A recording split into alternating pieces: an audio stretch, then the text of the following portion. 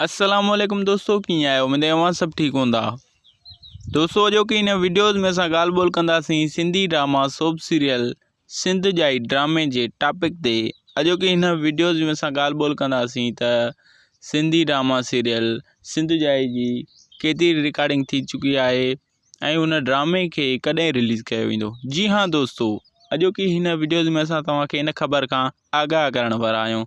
पर दोस्तों video start करण खां पहिरियां असांजो हिकिड़ो तव्हांखे नंढिड़ो रिक्वेस्ट आहे, जेकॾहिं अञा ताईं असांजी हिन वीडियो खे तव्हां लाइक न कयो त महिरबानी करे असांजी हिन वीडियो खे लाइक कंदा ऐं पंहिंजी कमेंट्स करे असांखे पंहिंजी राय खां ज़रूरु आगाह कंदा त असांजा ही वीडियो तव्हांखे कीअं पिया लॻनि। त दोस्तों अचो त हिन वीडियो खे शुरू था कयूं।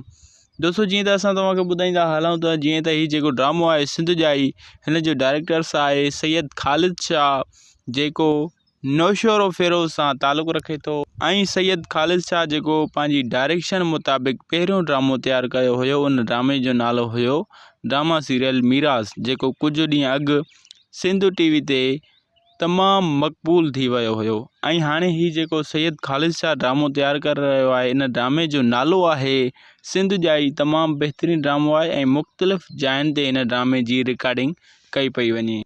ऐं जीअं त हिन ड्रामे में सैयद ख़ालिद शाह तमामु बहितरीनु एक्टर कास्ट कया आहिनि। तमामु सुठी लोकेशन ते, ख़ूबसूरत लोकेशन ते हिन ड्रामे जी रिकॉर्डिंग कई पई वञे ऐं same to same drama serial मीरास वारी टीम हिन ड्रामे में कमु करे रही आहे, यानी लेजेंड पुराणा एक्टर्स हिन ड्रामे में कमु करे रहिया आहिनि।